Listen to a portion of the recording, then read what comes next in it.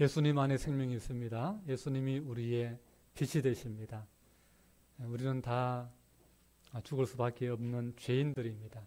죄에 빠져서 내 힘으로 살아날 수 없는 그런 형편에 있는 우리들입니다. 그러나 주님이 우리를 찾아봐 주셨고 내 힘으로 어쩔 수 없는 그 죄의 권세를 예수님이 십자가에서 우리 죄를 다 짊어지시고 대신 피 흘려서 내가 감당해야 될 죄의 짐, 나의 허물과 죄, 사망의 권세까지도 주님이 다 깨뜨려 주셨습니다. 그래서 우리는 예수님 안에서 주님이 우리에게 주신 그 보혈의 은혜, 보혈의 능력으로 우리를 올가매든 우리를 사로잡아가든 우리를 지옥으로 어둠으로 몰아가든 그 죄의 권세를 다 끊어주셨습니다. 오늘 우리는 주님만 의지하면 되는 줄 믿습니다. 주님께 나아가면 내 생명은 육적인 그 옛사람은 사망으로 갈 수밖에 없어요. 어둠으로 갈 수밖에 없습니다. 그러나 예수님의 생명이 예수님 믿으면 내 안에 들어와서 나를 하나님의 나라로 영원한 천국으로 빛으로 나를 인도하시는 줄로 믿습니다. 예수 믿는 사람에게는 예수님의 생명이 우리 안에 내 안에 들어와 있는 줄로 믿습니다. 그 믿음 가운데 우리가 거해야 되는 거예요. 태평양 한가운데 빠져있는 사람을 한번 생각해 보십시오. 질병 낭떠러지에 20-30m 낭떠러지에 떨어져서 온 몸이 만신창이가 되어 있는 사람 생각해 보십시오. 그 사람이 무슨 수로 무슨 재주로 구원받을 수 있겠습니까? 구원자가 와야 되는 것입니다. 구원자가 와야 되는 것입니다. 우리는 다 아담 하와의 타락으로부터 우리 모두는 다 그런 바다 한가운데에 죽을 수밖에 없고 낭떠러지에 떨어져서 만신창이가 되어서 죽을 수밖에 없는 그런 죄로 물든 죄로 망가진 그러한 인생입니다. 나를 구원하실 분은 예수님밖에 없습니다. 나의 죄를 씻을 분은 예수님밖에 없습니다. 예수님 십자가에 흘려주신 그 보혈만이 우리를 정결케 합니다. 나를 깨끗게 합니다. 나를 새롭게 합니다. 예수님만이 내 인생에 큰 능력이 되고 구원의 큰 은혜가 되는 것입니다.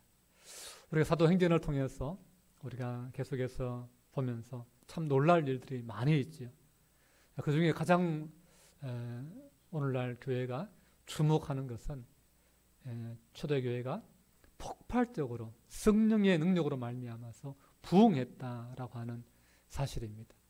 그래서 모든 교회가 이 초대교회의 이러한 부흥을 다시 경험하자, 리바이벌 하자, 그런 어떤 소망들을 가지고 있습니다. 2장 41절에 보면 이렇게 말씀합니다. 그 말을 받은 사람들은 세례를 받으며 그 이날에 신도의 수가 3,000이나 더하더라. 그날 하루 만에 3,000명이 늘어나는 그런 놀라운 기적이 일어났습니다. 4장 4절의 말씀에 보면 말씀을 들은 사람 중에 믿는 자가 많으니 남자의 수가 약 5,000이나 되었더라 그랬습니다. 또다시 5,000명이 남자만 5,000명이 믿는 그런 참 기적 같은 상상할 수 없는 일들이 일어나게 되었습니다. 또 5장 14절 말씀해 보면 믿고 주께로 나아오는 자가 더 많으니 남녀의 큰 무리더라 그렇게 말씀하고 있습니다. 셀 수 없는 사람이 정말 이렇게 다 이제는 세기가 버거울 만큼 그렇게 큰 무리들이 예수님께로 교회로 나아오는 그런 구원의 역사가 일어났습니다. 그래서 이 땅의 모든 교회들이 이런 초대교회처럼 이렇게 교회가 폭발적으로 성장하기를 바랍니다. 그런데 교회는 얼마나 사람들이 많이 모이느냐가 중요한 것이 아니에요. 물론 많이 모이는 것은 전혀 의미가 없는 것은 아닙니다. 그러나 많이 모이고 적게 모이느냐보다 모인 사람들이 얼마나 변화되느냐, 이것이 사실은 더 중요합니다. 예루살렘 사람들이 초대교회를 주목하고 놀라고 충격을 먹은 것이 그 사람들이 많이 모였기 때문만이 아닙니다. 유대인들이 진짜 놀랐던 것은 그 사람들이 예수를 통해서 딴 사람이 되었다는 거예요. 거기에 충격을 받는 거예요. 거기에 놀라는 거예요. 이제까지 형식적으로 율법적으로 살아가던 사람들이 어느 순간에 진실된 사람이 되어 있는 거예요. 마음 중심으로 회개하고 변화되고 정말 따뜻한 가슴으로 정말 열정을 가지고 신앙생활하는 그런 열정적인 신앙인으로 바뀌어져 있는 거예요. 이성적으로 그냥 율법에 하라고 했으니까 의무적으로 하던 그런 신앙생활을 해서 정말 헌신적인 신앙생활을 하는 사람으로 바뀌어져 있는 거예요.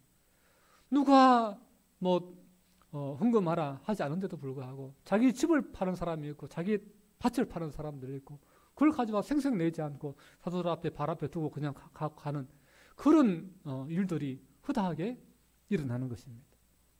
그러니까 그것을 보는 유대인들이 야, 저 사람들은 진짜 우리하고 뭔가 달라도 많이 다르다. 야, 저게 진짜 하나님 자녀라고 할 수 있는 게 아닌가. 그러면서 야, 그 초대교회 사람들을 보고 그 유대인들이 온 백성들이 칭찬을 하는 거예요. 그래서 2장 47절 말씀에 보면 그런 말씀에서요. 온 백성에게 칭송을 받으니 그랬습니다. 이런 초대교회의 모습은 이제까지 유대교 안에서는 세상에서는 보지 못하던 모습들이었기 때문에 사람들에게 신선한 충격이 되었던 것입니다. 그러나 교회에는 항상 좋은 일만 있을까요? 그렇지 않습니다. 교회가 부흥하고 교인이 늘어나다 보면 예상치 못한 일들이 일어납니다. 오늘 본문 말씀 1절에 보면 초대교회에 생각지 않았던 문제가 일어나는 것을 보게 됩니다. 우리 1절 말씀 같이 읽겠습니다. 그때의 제자가 더 많아졌는데 헬라파 유대인들이 자기의 과부들이 매일의 구제에 빠짐으로 히브리파 사람을 원망하니. 아멘. 1절에 잘 보시면 처음에 어떻게 시작합니까? 그때에 라고 말씀하죠. 그때가 언제일까요? 우리가 지난주에 우리가 말씀을 보았을 때 어떤 내용이 나왔습니까?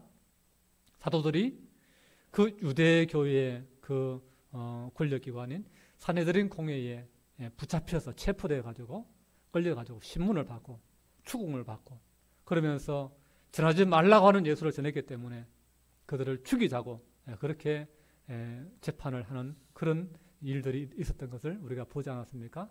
결국 죽지는 않았지만은 가말리엘의 중재로 말미암아서 결국 그들이 어떻게 풀려났습니까?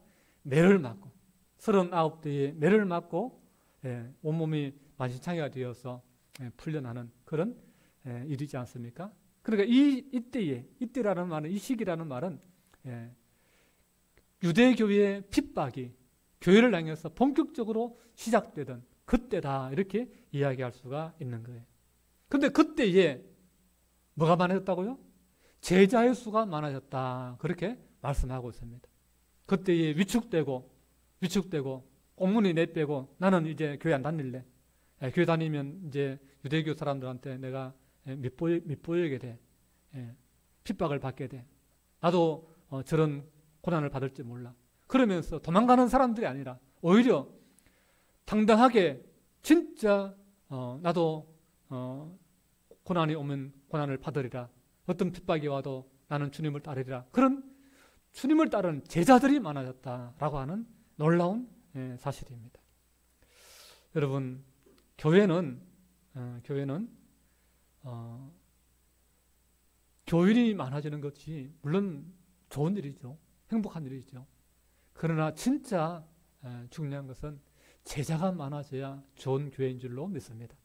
건물이 큰 교회가 좋은 교회가 아니라 사람이 많은 교회가 좋은 교회가 아니라 제자들이 많은 진짜 예수 닮은 사람이 많은, 정말 말씀대로 살아가는 사람이 많은 그런 교회가 좋은 교회인 줄로 믿습니다. 제자는 다른 사람이 아니에요. 제자는 어떤 특정한 직분자를 말하는 게 아니에요. 제자는 말 그대로 예수님께 배우는 사람이에요. 예수님을 따라다니는 사람이에요. 예수님을 본받는 사람이에요. 그 사람이 제자입니다. 우리는 흔히 교회를 주목할 때에 저 교회 참 크다. 저 교회 참 교인 숫자가 참 몇백 명이야, 몇천 명이야, 몇만 명이야. 그런 때 우리가 주목합니다. 저 교회 예산은 뭐 몇억이래, 몇십억이래. 그런 것에 주목합니다. 그러나 하나님은 그런 것에 조금도 관심이 없다는 것입니다. 하나님의 관심은 그 교회 안에 정말 예수 믿는, 정말 주님을 따르는 제자가 얼마나 되는가. 거기에 주님의 관심이 있다라고 하는 것을 우리가 기억해야 됩니다. 알곡은 모아서 곡간에 들이고 쭉종이는 다 불에 태워지는, 그렇게 말씀하지 않습니까? 그럼 쭉종이의 마음을 두는 사람이 누가 있습니까? 다 알곡의 마음을 두지. 농부는 알곡의 마음이 있는 거예요. 하나님의 마음은 주님을 믿고 따르는 제자의 마음이 있는 것입니다.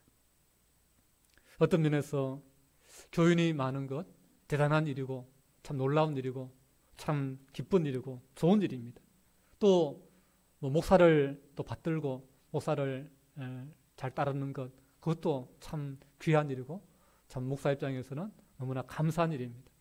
그러나 진짜 중요하고 좋은 것은 무엇입니까? 진짜 중요한 것은 교회는 예수님을 따라가는 제자가 많아져야 된다라고 하는 것입니다. 많은 사람들이 세례받고 성경 공부하고 또 뭐 제자 뭐 양육받고 훈련받고 또 직분받고 이렇게 주님을 따르겠다라고 하지만, 그런데 신앙생활을 10년, 20년 이렇게 하다 보면은 어느 순간에 제자의 삶을 살아가는 것이 아니라 그냥 교인이 되어 있는 것을 보게 됩니다. 그냥 형식적으로, 의무적으로, 그냥 사람의 인정을 받기를 바라고 목사님이 알아주기를 바라고 그런 어떤 사람 중심의 신앙생활이 되어버리는 것을 보게 됩니다. 우리는 오늘 말씀을 통해서 하나님의 관심이 어디 있는가, 예수님의 관심이 어디 있는가, 성령님이 무엇을 강조하시는가, 우리가 무엇에 초점을 맞춰야 되는가, 그것을 다시 한번 우리가 회복할 수 있으면 좋겠습니다. 우리의 마음의 중심을, 우리의 신앙의 그 색깔을 다시 한번 하나님이 강조하시고 하나님이 포인트를 두시는 거기에 우리의 마음을 두면 좋겠습니다. 심지어 나아가서 내가 목사냐, 전도사냐, 혹은 장로냐, 뭐 집사냐, 권사냐, 이것보다도 우리가 진짜 내가 주님을 따르는 제자냐, 이 부분에 있어서 우리가 좀 더 우리가 고민을 하고 주님의 제자로 우리가 살아가기를, 참 믿는 자 다운 예수 믿는 사람답게 우리에게서 예수님의 그 모습이 나타나고 예수님의 냄새가 좀 나는 그런 주님의 제자로 살아가는 그러한 오늘 우리 모두가 되면 좋겠습니다.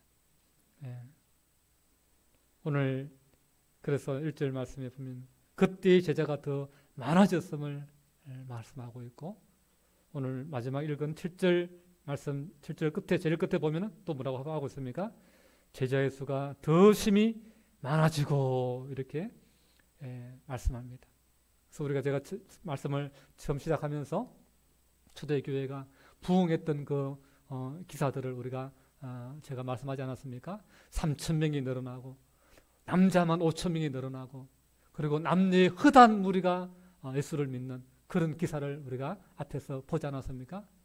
처음에는 교회도, 처음에는 사도들도 그냥 숫자에 그냥 이렇게 좀 기분이 좋았던 거예요. 와, 우리 교인이 이렇게 많이 늘어나서. 그런데 좀 관심을 가졌던 것 같습니다. 그러나 뒤로 가면 갈수록 그들이 마음이 두었던 것은 이게 사람이 많은 것이 중요한 것이 아니고 제자가 되는 것이 중요하구나. 예수님이 가르치신 것들, 예수님이 명령하신 것들, 분부하신 게 뭡니까? 너는 가서 모든 족속으로 제자를 삼고 아버지와 아들과 성령의 이름으로 세례를 주고 내가 너에게 분부한 것을 가르쳐 지키게 하라 라고 하는 거예요. 가르치고 그것을 지키게 만드는 제자가 되는, 제자 삼는 것을 사도들이 마음의 중심에 두었던 것입니다. 특별히 오늘 본문에 있었던 초대 교회에 어려운 그 분란이 일어났던 그러한 일이 아마 이들로 하여금, 사도들로 하여금 더 제자를 만드는 일에, 제자를 가르치는 일에 더 각성되게 한 일이 아닐까, 사건이 아닐까, 그런 생각이 듭니다. 1절 말씀에 보면 어떤 분란이 있었느냐? 헬라파 유대인들이 자기들의 과부들이 매일의 구제에 빠지게 되는 그 일로 인해서 히브리파 사람들을 원망했다. 그렇게 말씀하고 있습니다. 여러분, 이게 무슨 말이냐 하면은 초대교회 당시에 교회가 구제 사역을 했습니다. 원래 뭐 구약부터 그 구약의 그 하나님의 백성들, 이스라엘 백성들 가운데 하나님께서 율법을 주실 때에 고아와 과부와 그들을 돌봐라, 나그네를 돌봐주라, 약한 자들을, 어려운 자들을 돌봐주라, 그러한 명령을 주셨어요. 그래서 이거는 오래된 사역이에요. 오래된 하나님의 백성으로서 마땅히 해야 될 사역입니다.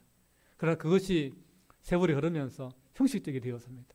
자기 것을 더 챙기고 어려운 사람들 좀 이렇게 그냥 마지못해서 조금 돌보는 그런 형식화되었습니다. 그런던 것이 초대교회에 와서 이것이 성령 충만을 받고 은혜 받고 그러면서 막 집을 팔아서 사도들에게 내어놓고 가난한 자들 나누어 주고 밭을 팔고 그런 일들이 일어나면서 이 구제의 사역이 활발하게 일어나게 된 거예요. 그래서 교회 안에는 바꾸는 자들이 없었다 그랬습니다. 가난한 자들이 없었다 그랬습니다. 다 서로 내 것을 내 것이라고 주장하지 않으면서 함께 나누면서 모두가 다 넉넉하고 배부른 그런 상태가 되었습니다. 그런데 이 나눔에 있어서 좀 문제가 일어나게 된 것입니다. 그래서 교회 안에 특별히 헬라파 사람들 속에서 불평이 나오는 거예요. 왜 나누어 주는데 우리는 조금밖에 안 주느냐? 저 사람들은 주고 뭐 과일도 주고 뭐 고기도 주는데 우리는 왜 나물밖에 안 주느냐? 그러면서 자신들을 푸대접하는 그러한 것으로 인해서 점점 뭐 처음부터 뭐 와 이렇게 교회 전체에 문제가 되었겠습니까? 처음에는 한두 사람이 뭐 우리는 뭐 나물 먹는데 저는 고기 먹네 하면서 불평들이 나왔겠죠. 그러면서 그러면서 이제 이 차별받는 사람들이 이 점점 목소리가 커져가기 시작하게 된 거예요. 왜 이런 어떤 그 나눔이 있느냐? 히브리파는 뭐고 헬라파는 뭐냐? 히브리파는요, 부모 때부터 그냥 유대 땅에 태어나고 살던 그런 사람들입니다. 그냥 다른 곳으로 외국으로 떠나본 적이 없는, 이민 가본 적이 없는, 그냥 이스라엘 땅에, 유대 땅에, 예루살렘에 그냥 태어나고 자라고 거기서 사는 사람들입니다. 그 사람들이 히브리파입니다. 이 사람들은 주로 언어도 히브리어를 썼습니다. 히브리어를. 헬라 말도 하는 사람이 있었지만은 헬라 말 할 줄 모르고 히브리 말만 하는 사람들도 많았습니다. 그런가 하면은 유대 땅에 살다가 이민 간 사람들이 있습니다. 여러 가지 사정으로. 전쟁 때문에 간 사람도 있고, 돈 벌러 간 사람도 있고, 뭐, 여러 가지 이유로, 외국에 나가 살다가, 근데 살아보니까, 어느 정도 돈도 벌었고, 또 고향에 부모님 계신 곳으로 다시 돌아가야 되겠다. 나라를 위해서, 민족을 위해서 내가 좀 뭔가를 해야 되겠다. 그런 어떤 여러 가지 동기를 가지고 다시 돌아온 사람들이 있는 거예요. 그 사람들은 그 이방 땅에서 헬라 지역에서 태어나고 자라고 그 문화 속에서 그 언어를 쓰다 보니까 히브리어를 잘 못해요. 히브리어를 배워가지고 좀 하긴 하는데 익숙하지 않습니다.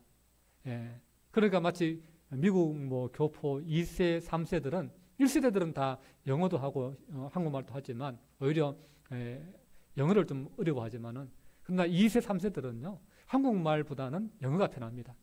한국말 조금 언어가 섭습니다. 어둔합니다. 그런 거예요. 그런 살다가 온 사람들이 헬라파 사람들이었다라고 하는 것이죠. 근데 이제 서로 사용하는 언어가 좀 다르다 보니까 좀 이렇게 무리가 지어지는 거예요. 히브리 사람들끼리 모이게 되고 헬라파 사람들끼리 모여지는 그런 일들이 있는 거예요. 근데 이제 그 교회 안에 사도들이 다 누굽니까? 해외에 나가본 적이 없는 그냥 본토에서만 살았던 그런 정통 유대인들이 다 제자들이 사도들이 아닙니까? 그러다 보니까 헬라 사람들보다 친하기보다는 히브리 사람들하고 더 친밀하게 될 수밖에 없는 것이죠. 그러니까 주는 것도 아무래도 히브리 사람하고 의사소통이 잘 되니까 그런 사람들에게 먼저 이렇게 가게 되는 거예요. 그 우선적으로 가다 보면은 이렇게 양이 넉넉하면 다행인데 양이 좀 부족한 것들은 나눠주다 보면은 뒤에 가면은 뒤에 사람 못 받게 되는 것이죠. 그러니까 이제 헬라 사람들 나눠줄 때가 좀 되면은 고기하고 맛있는 건 다 떨어지고 없는 거예요. 좋은 것들 없는 거예요. 옷을 나눠주더라도 앞에서 골라가다 보면은 좋은 거 다 골라가 버리고 나중에 보면은 늘어지고 찢어지고 구멍 나고 낡았고 이런 것밖에 없는 거예요. 그러면서 이 헬라파 사람들이 왜 우리는 차별하느냐? 왜 우리는 안 주느냐? 저기는 저거 먹고 우리는 왜 이거 먹느냐? 그러면서 이런 어려움들이 생겨나게 된 것입니다. 그래서 이 문제에 대해서 사도들이 어떻게 대처했느냐? 회의를 했습니다. 사도들이 다 모여가지고 이 일을 어떻게 하면 좋으냐? 회의를 해서 우리가 이 일을 하는 것이 우리가 합당하지 않다. 우리가 이것까지 다 우리가 하나하나 다 챙기는 것, 이거 우리가 안 좋은 것 같다. 우리가 지금 이거 구제하는 거, 접대하는 거, 이거 실험하다가 진짜 우리가 해야 될 기도가 너무 소홀해졌다. 말씀 우리가 묵상하고 말씀 앞에서 사도들, 제자들을 길러내는 그 말씀 사역이 너무나 약화됐다. 이거 뭔가 좀 문제가 심각하지 않느냐. 지금 다 잘하려고 하다가 이것도 하고 저것도 했는데 어느 하나도 제대로 할 수 있는 게 없게 되었다. 그래서 지금 사도들이 이 문제를 놓고 고심하고 또 의논하는 결과 이걸 내려놓자라는 결론에 이르게 되었습니다. 이건 우리가 하지 말자. 이건 우리가 안 해도 다른 사람 할 수 있지 않느냐. 그렇게 생각하게 된 것이죠. 접대하다라는 오늘 본문의 그 단어는요, 디아코니아라는 헬라어를 사용했습니다. 접대하다. 여기서 사실 집사라는 명칭이 나오게 된 거예요. 이 접대하다, 디아코니아라고 하는 것은 열심히 일하다, 혹은 봉사하다, 혹은 분주히 움직이다라고 하는 그런 다양한 뜻을 가지고 있습니다. 근데 이 접대하는 일, 분주히 열심히 그냥 몸으로 봉사하는 것, 열심히 하면 되는 것, 그런 것은 꼭 사도가 안 해도 일반 성도들도 얼마든지 할 수 있는 일이다라고 하는 것이죠. 그렇기 때문에 그 일은 사도의 사역에서 이제 내려놓게 된 것입니다. 그래서 돈 계산하고 그걸로 장 보고 또 누구에게 얼마를 나눠주고 이런 것들 다 접대하는 일들, 그것들은 이제 일반 제자들에게, 성도들에게 맡긴 거예요. 이러한 것들은 어찌 보면 단순합니다. 무슨 대학 나와야 할 수 있는 것도 아니고 사회의 어떤 경력이 많이 있어야 할 수 있는 것도 아니고 그냥 믿음 있으면 또 열심히 있으면 마음이 있으면 할 수 있는 것입니다. 그런데 사도행전을 기록한 누가는 이 접대의 일, 디아코니아 이 일을 1절에만 사용한 것이 아니라 2절과 4절에도 이 디아코니아라는 단어를 사용했다라고 하는 거예요.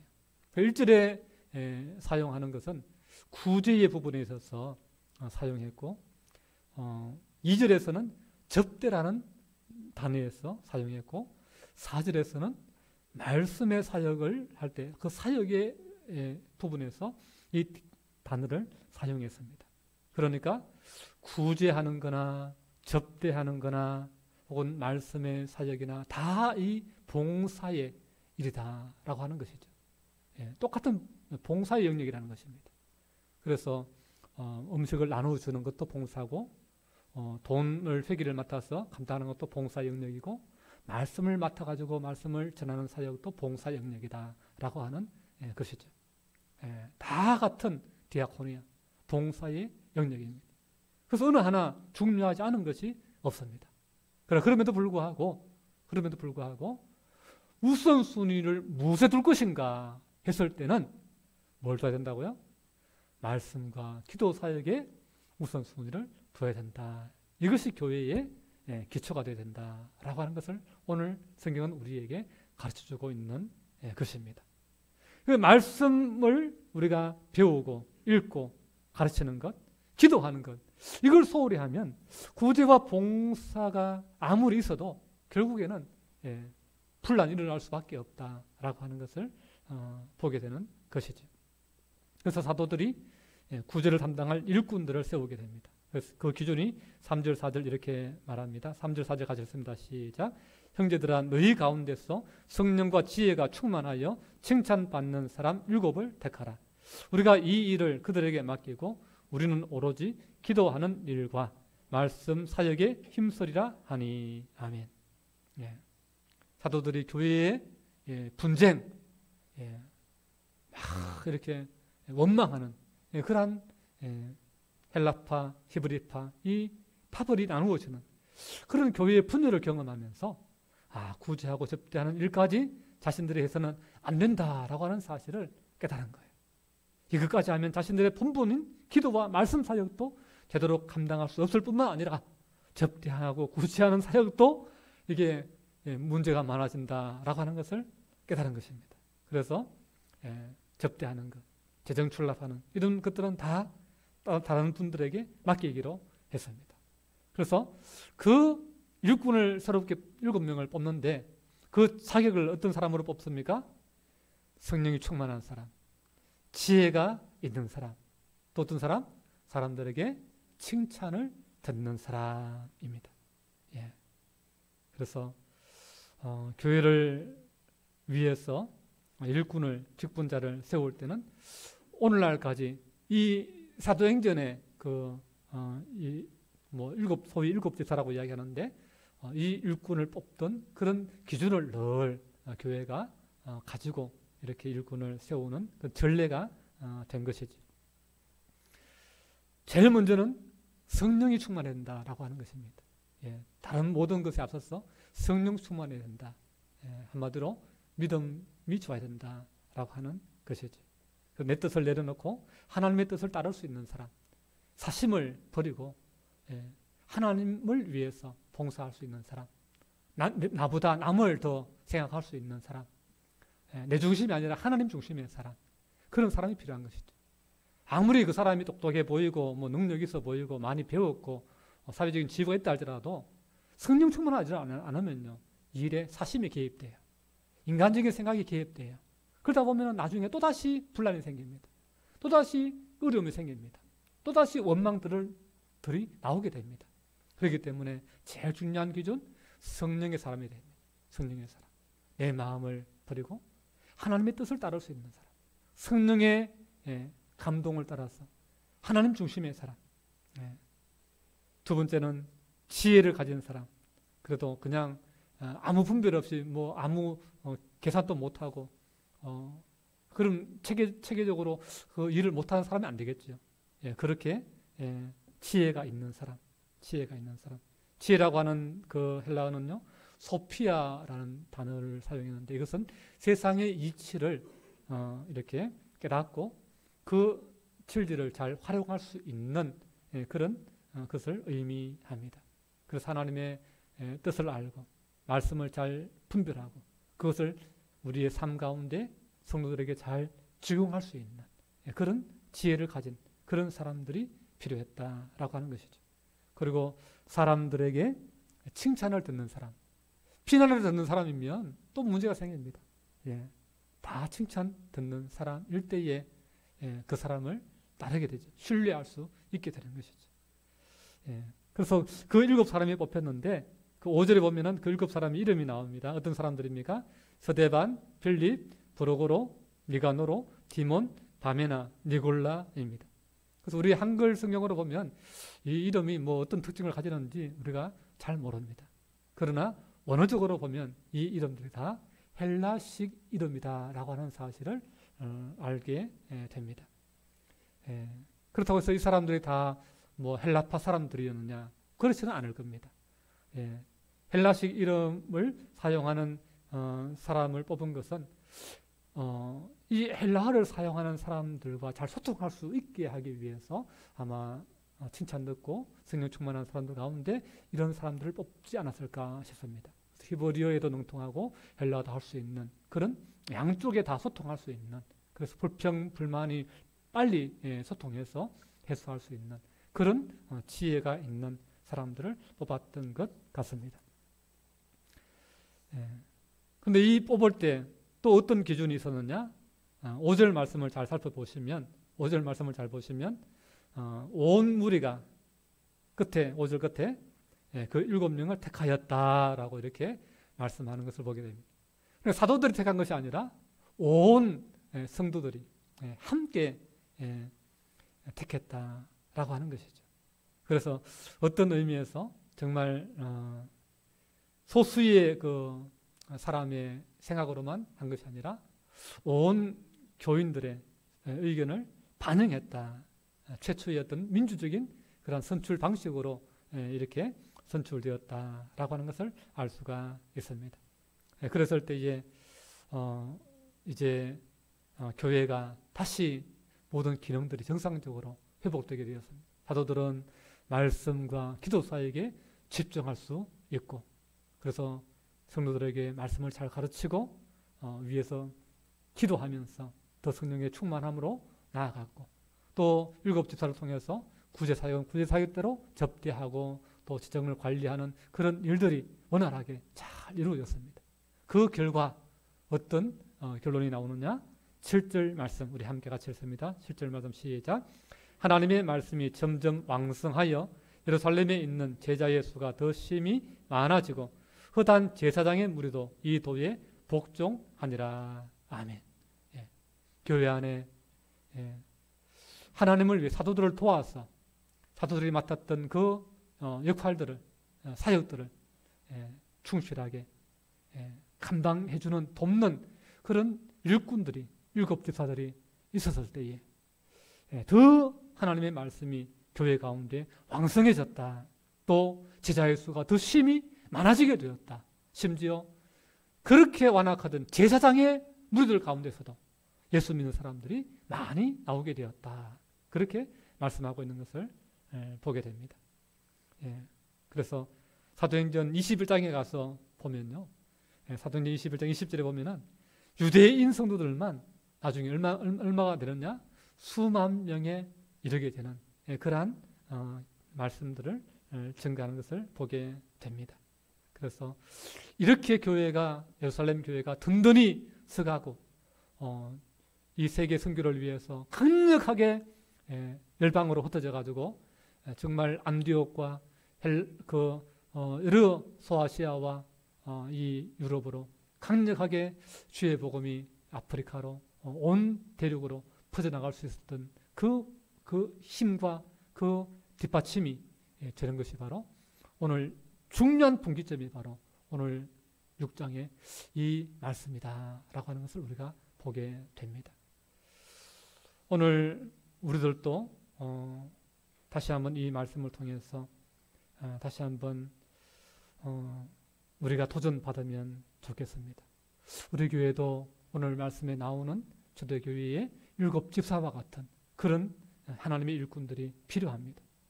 직분을 받고 그 직분을 그냥 숨겨놓은 장롱 그 면허증과 같은 그런 직분자가 많으면 주님이 명하시는 일을 제대로 해낼 수가 없습니다.